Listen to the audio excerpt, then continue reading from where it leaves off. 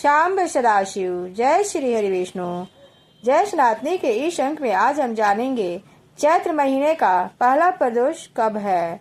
प्रदोष व्रत कथा। गुरु प्रदोष व्रत कथा। वर्ष 2025 भगवान शिव की कृपा प्राप्त करने के लिए भक्त प्रदोष व्रत रखते हैं। प्रदोष व्रत का फल दिन के अनुसार प्राप्त होता है। चैत्र माह का पहला प्रदोष व्रत गुरु प्रदोष व्रत है। सनातन धर्म में चैत्र महीना का खास महत्व है। वर्ष का पहला महीना जगत जननी देवी माँ दुर्गा को समर्पित है। चैत्र माह का पहला प्रदोष व्रत गुरुवार के होने के कारण गुरु प्रदोष के नाम से जाना जाता है। 27 मार्च गुरुवार को प्रदोष काल का समय शाम 6:36 से लेकर 8:56 तक है। इस दौरान भगवान शिव की पूजा की बहुत ही शुभ समय है। 27 मार्च गुरुवार को चैत्र माह का पहला प्रदोष व्रत रखा जाएगा। चैत्र माह के पहले प्रदोष व्रत पर संध्या और शुभ योग का संयोग बन रहा है। इसके अलावा सतविखा नक्षत्र का संयोग है। इन योगों में भगवान शिव और माँ पार्वती की पूजा करने से हर मनोकामना पूर्ण होती है। प्रदोष व्रत रखकर भगवान शिव की पूजा करने से सभी प्रकार के संकटों से मुक्ति मिलती है और सुख और सौभाग्य में वृद्धि होती है। त्रयोदशी तिथि में सायंकाल को प्रदोष काल कहा जाता है। प्रदोष व्रत में मंगलकारी एवं शिव की कृपा दिलाने वाला माना गया है। गुरु प्रदोष त्रयोदशी व्रत करने वाले को 100 गायों का दान करने का फल प्राप्त होता है तथा यह सभी प्रकार के कष्टों और पापों को नष्ट करता है।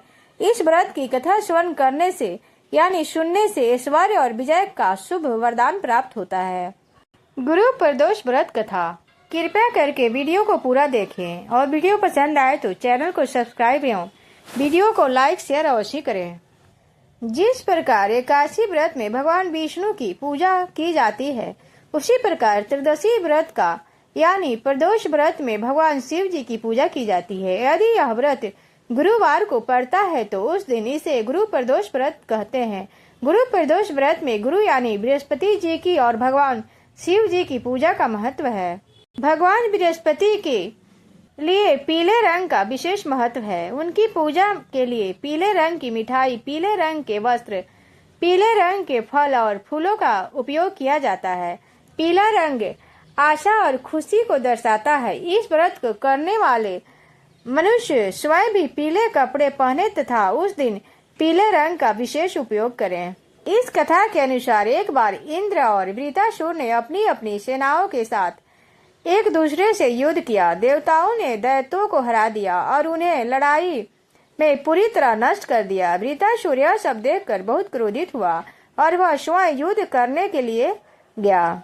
अपनी आसुरी ताकतों के साथ उसने एक विशाल रूप धारण कर लिया जिसकी कोई कल्पना भी नहीं कर सकता था और वह देवताओं को धमकाने लगा। देवताओं को अपने सर्वनाश की आशंका हुई और वह मारे जाने के डर से भगवान बृहस्पति की शरण में चले गए। भगवान बृहस्पति हमेशा सबसे शांत स्वभाव वाले हैं। बृहस्पति जी ने देवताओं को धैर्य बढ़ाया और वृत्रासुर की मूल कहानी बताना शुरू किया, जैसे कि वह कौन है या वह क्या है। बृहस्पति के अनुसार वृत्रासुर एक महान व्यक्ति था। वह एक तपस्वी था और अपने काम के प्रति बेहद निष्ठावान था। वृत्रासुर ने गंधमादन पर्वत पर तपस्या की और अपनी तपस्या से भगवान शिव को प्रसन्न किया। उसी समय चित्ररथ नाम का एक राजा था। एक बार चित्ररथ अपने विमान में बैठे और कैलाश पर्वत की ओर प्रस्थान किया। कैलाश पर्वत पहुंचने पर उनकी दृष्टि पार्वती जी पर पड़ी, जो उस समय भगवान भोलेनाथ की बाईं ओर बैठी थी।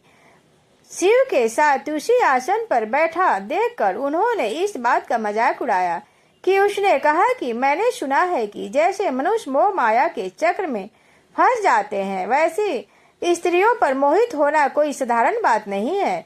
लेकिन उसने ऐसा कभी नहीं किया।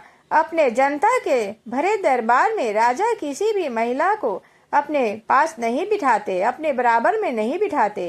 इन बातों को सुनकर भगवान शिव ने मुस्कुराते हुए कहा कि दुनिया के बारे में उनके विचार अलग हैं, काफी विधिवत है। शिव ने कहा कि उन्होंने दुनिया को बचाने के लिए जहर पी लिया। माता पार्वती उस पर क्रोधित हो गई। इस तरह माता पार्वती ने चित्ररथ को श्राप दे दिया। इस श्राप के कारण चित्ररथ एक राक्षस के रूप में पृथ्वी पर वापस चला गया। जगदम्बा भवानी के श्राप के कारण चित्ररथ का जन्म एक राक्षस योनि में हुआ। त्वष्टा ऋषि ने तपस्या की और वृतासुर का निर्माण किया। वृतासुर बचपन से ही भगवान शिव का अनुयायी था और जब तक इंद्र भगवान शिव और पार्वती को प्रसन्न करने के लिए बृहस्पति प्रदोष व्रत का पालन नहीं करता, उसे हराना संभव नहीं होगा। तत्पश्चात देवराज इंद्र ने गुरु प्रदोष का व्रत का पालन किया और वे जल्द ही वृतासुर को हराने में सक्षम हो गए और स्वर्ग में शांति लौट आई। अतः महादेव और देवी पार्वती का आशीर्वाद प्राप्त करने के लिए प्रत्येक व्यक्ति को गुरुवार के दिन प्रदोष व्रत अवश्य करना चाहिए। शब बोलो विष्णु भगवान की जय, उमापति महादेव की जय।